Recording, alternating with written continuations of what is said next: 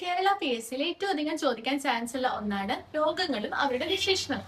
അപ്പൊ നമുക്കതൊന്ന് കോഡിട്ട് പഠിച്ചു നോക്കിയാലോ. അപ്പൊ ആദ്യത്തെ സന്നിപാത ജ്വരമാണ്. സന്നിപാത ജ്വരം എന്ന് പറയുന്നത് ടൈഫോയിഡ് ആണ്.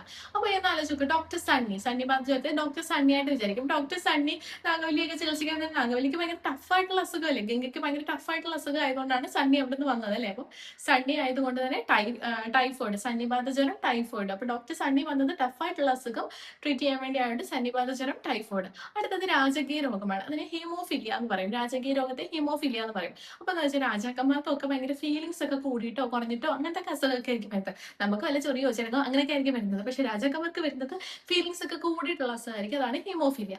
അടുത്തത് ഗ്രിഡ് രോഗമാണ്. ഗ്രിഡ് രോഗം എന്ന് പറയുന്നത് എയ്ഡ്സ് ആണ്. ഗ്രിഡ് രോഗം തന്നെ എയ്ഡ്സ് ആണ്. അപ്പൊ എന്നാലും നോക്ക്, നമ്മള് ഈ എയ്ഡ്സ് ഒക്കെ പറഞ്ഞിട്ടുണ്ടെങ്കിൽ നമ്മൾ ഒരുപാട് ഗ്രിൽഡ് ആയിട്ടുള്ള ഫുഡ് കഴിച്ചു കഴിഞ്ഞാൽ നമുക്ക് എയ്ഡ്സ് വരാൻ ആലോചിക്കാം. ഗ്രിൽഡ് ഫുഡൊക്കെ കഴിക്കുകയാണെങ്കിൽ നമുക്ക് എയ്ഡ്സ് വരുമെന്ന് ആലോചിക്കാം. അതേപോലെ വില്ലൻ ചുമയെ പെർട്ടൂസിസ് എന്നാണ് പറയുന്നത്. വില്ലൻ ചുമയെ പെർട്ടൂസിസ് എന്ന് പറയുന്നത്. അപ്പൊ നമ്മൾ ആലോചിക്കും വില്ലൻ ചുമ എന്നൊക്കെ പറഞ്ഞൊരു പാറ്റ അസുഖമല്ലേ. വില്ലൻ ചുമ എന്ന് പറഞ്ഞാൽ ഭയങ്കര പാറ്റ അസുഖമാണ്. അപ്പൊ പെർട്ടൂസിസ്, വില്ലൻ ചുമ എന്ന് പറഞ്ഞാൽ പെർട്ടൂസിസ്.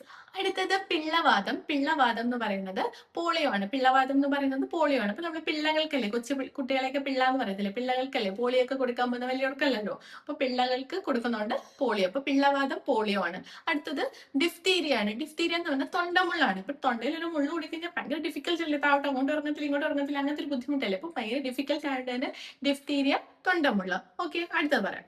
അടുത്തത് ഹാൻസൻസ് രോഗമാണ്. അത് കുഷ്ഠമാണ്. ഹാൻസൻസ് രോഗം എന്ന് പറയുന്നത് കുഷ്ഠമാണ്. അപ്പൊ നല്ല ഭയങ്കര ഹാൻസം ആയിട്ട് ഭയങ്കര സുന്ദരന്മാരായിട്ടിരിക്കുന്ന ആൾക്കാർക്ക് എന്തെങ്കിലും കുഷ്ഠരോഗം വന്നു കഴിഞ്ഞാൽ ഭയങ്കര കഷ്ടമാണ്, അല്ലെങ്കിൽ ഭയങ്കര കഷ്ടമാണല്ലോ അവർക്ക് എന്തെങ്കിലും വന്നു കഴിഞ്ഞാൽ. അപ്പൊ ഹാൻസം ആയിട്ടിരുന്നിട്ട് എന്തെങ്കിലും വന്നു കഴിഞ്ഞാൽ കഷ്ടമാണല്ലോ എന്നാലിരിക്കും. അപ്പൊ ഹാൻസൻസ് രോഗം കുഷ്ഠം, അല്ലെങ്കിൽ ഹാൻഡ്സ് വെക്കുന്ന ആൾക്കാരുടെ കാര്യം വലിയ കഷ്ടമാണെന്ന് ആലോചിച്ചാൽ മതി. ഹാൻഡ്സ് വെക്കുന്ന ആൾക്കാരുടെ കാര്യം വലിയ കഷ്ടമാണ്, അങ്ങനെ ആലോചിച്ചാൽ മതി.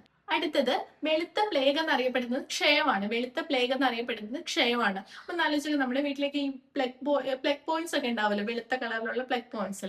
അതിൽ കുറെ നാള് എപ്പോഴും ഇങ്ങനെ തൊട്ട് അതൊക്കെ അങ്ങ് ആകെ ക്ഷയിച്ചു പോകും അല്ലെ.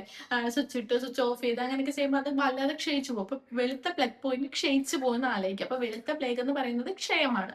അടുത്തത് കറുത്ത മരണം എന്ന് പറയുന്നത് പ്ലേഗ് ആണ്. കറുത്ത മരണം എന്ന് പറയുന്നത് പ്ലേഗ് ആണ്. അപ്പൊ ഒന്ന് ആലോചിക്കാം, ഈ നമ്മൾ ഈ പ്ലഗ് പോയിന്റിലൊക്കെ പോയിട്ട് നമ്മൾ ഈ നനഞ്ഞ കൈസൊക്കെ വെച്ച് തൊടുവാണെങ്കിൽ നമ്മൾ അവസാനം ഷോക്ക് അടിച്ച് കറുത്തിരിക്കത്തില്ലേ, കറുത്ത് കരിഞ്ഞു പോകത്തില്ലേ. അപ്പൊ കറുത്ത മരണം എന്ന് പറയുന്നത് പ്ലേഗ് ആണ്. കറുത്ത മരണം എന്ന് പറയുന്നത് പ്ലേഗ് ആണ്. അപ്പൊ കറുത്ത മരണം, നമുക്കിങ്ങനെ കറുത്ത് കരിഞ്ഞു പോയുന്ന മരണം എപ്പോഴാണ് സംഭവിക്കുന്നത്, നമ്മൾ പ്ലഗിലൊക്കെ തൊടുമ്പോഴാണ് അല്ലെ.